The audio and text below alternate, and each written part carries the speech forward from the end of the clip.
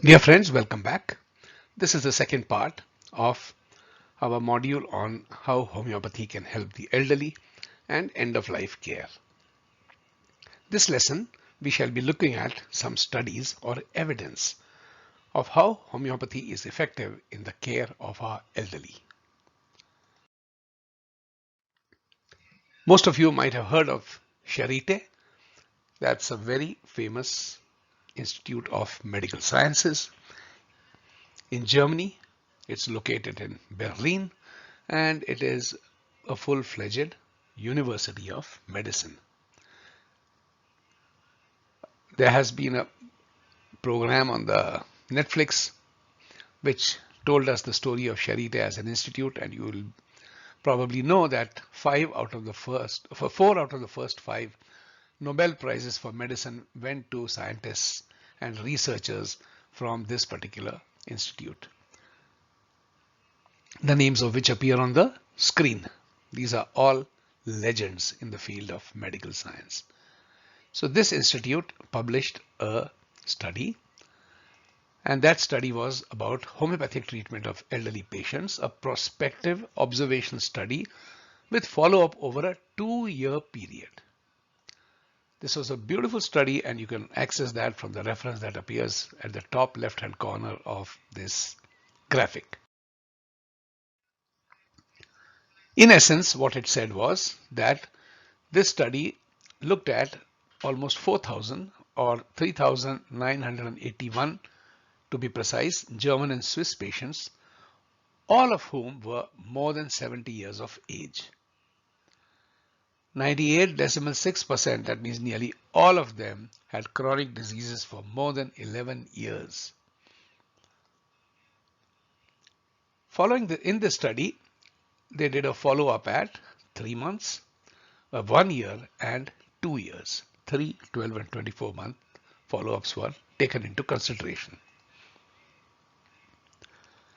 In the view of the patients, their severity of complaints reduced on a scale of 10 from 6.3 to 4.6. In the physician's assessment, in fact, it came down from a higher number, 6.6, to 3.7. So in the opinion of the physicians, their severity had almost halved. The physician's assessment is based upon science and laboratory findings. The patient's assessment, of course, is based on their symptoms and subjective evaluation of themselves.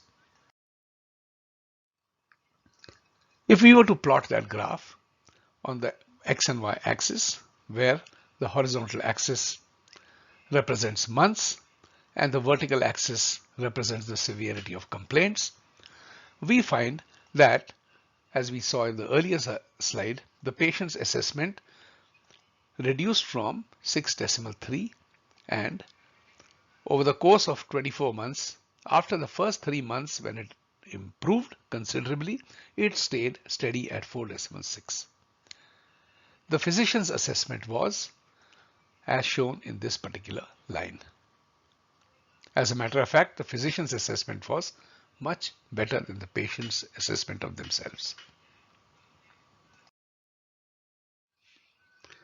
The beauty of homeopathy lies in the fact that the choice of remedy or the medicine is individualized for each particular person. For the simple reason, each person has his or her own idiosyncrasies. They found that almost 10% of the patient required a remedy called causticum. Phosphorus was applicable to almost 10% of them. Lycopodium applied to 8.1 percentage of patients. Sulfur 5.1, pulsatilla 4.3, thuya 3.7, natrum muriaticum 3.6, nux vomica 3.2, ignatia 2.8%, and the remaining 50% required other medicines in much smaller percentages. So as you can see from this graph, the medication required for those 4,000 patients was very individualized, and that was the key to the great success in the quality of life and improvement observed by the doctor's parameters as well as by self-assessment. Here is another interesting comparative study of the year 2004, the reference for which appears at the bottom of the slide. This particular study is about comparing homeopathy and conventional medicine, an outcomes study comparing effectiveness in a primary care setting.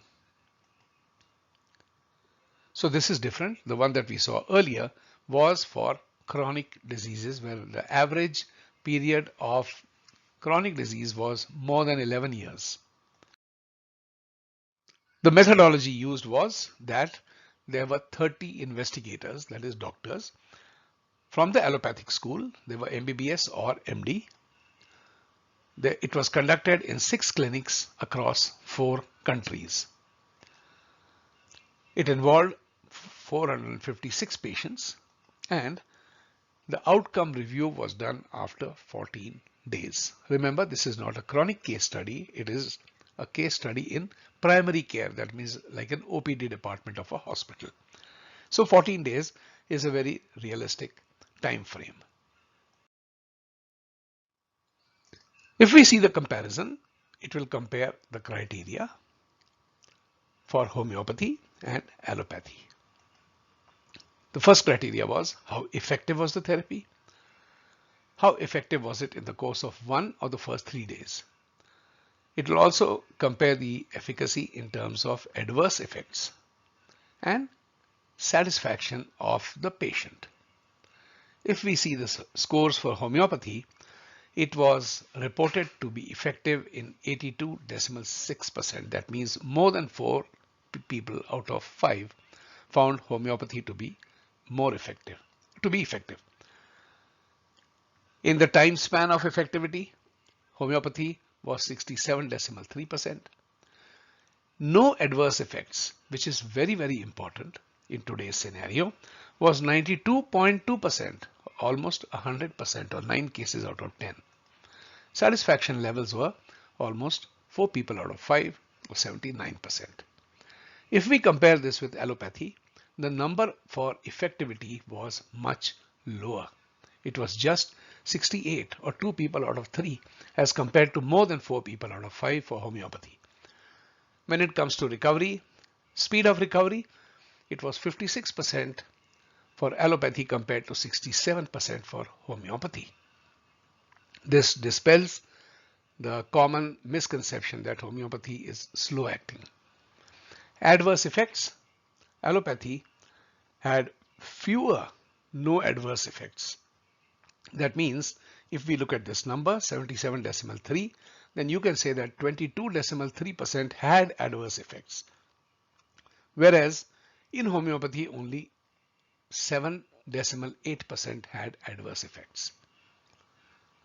As far as satisfaction goes, 4 out of 5 people in homeopathy care were satisfied, almost 80%, whereas allopathy was less than 2 people out of 3.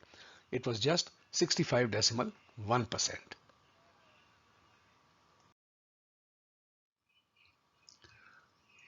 Homeopathy is very effective in order to overcome the adverse effects of cancer treatment. Cancer treatment, as we know, the treatment itself produces a slew of suffering.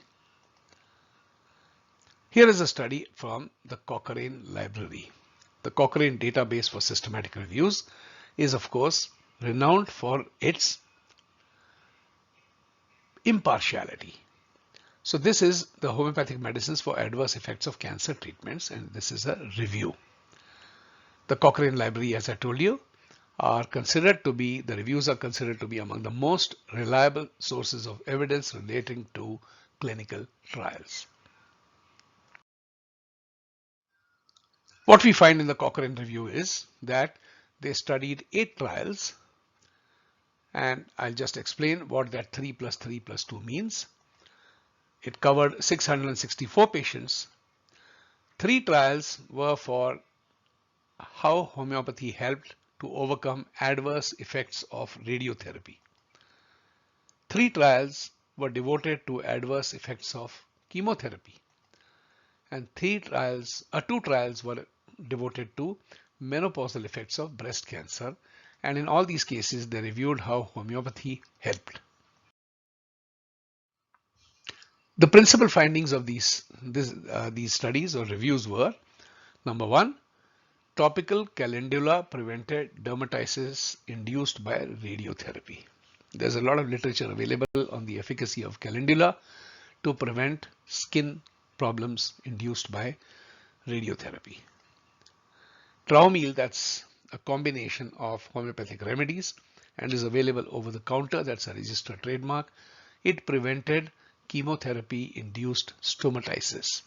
Stomatitis are ulcers in the mouth. And there were no adverse effects of homeopathy. Zero.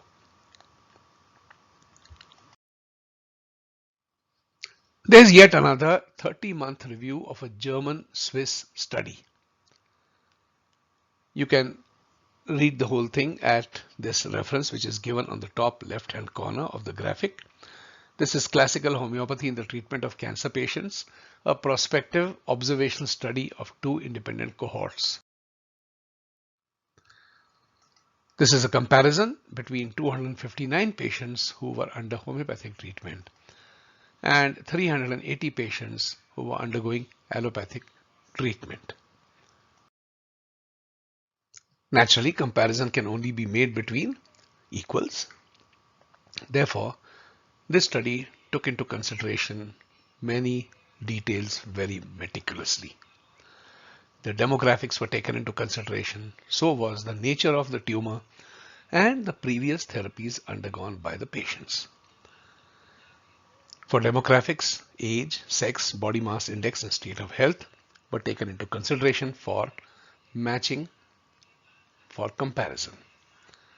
For tumor disease, the type of tumor, the stage, the progress, and the metastasis.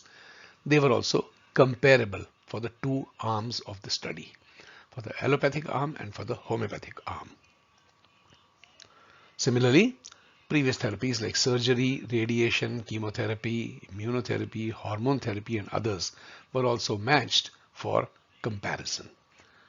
So the comparison was not arbitrary, it was very detailed, it was very justified, and it was very meticulous. The effects were observed at an interval of 3 months and 1 year. What they found was that the quality of life as per the given parameters for clinical measurement improved tremendously. Fatigue symptoms decreased tremendously. That's a big achievement because it improves the quality of life. You see, ultimately all of us are going to die. What matters is how we live and how we die. And both of them are very closely related. Homeopathy can really offer excellent service to people who are in their last final years, especially if they are suffering from terminal disease. Once again, friends, thank you very much for your attention. You can review this video any number of times. In fact, you can do that with all the lessons in this particular course.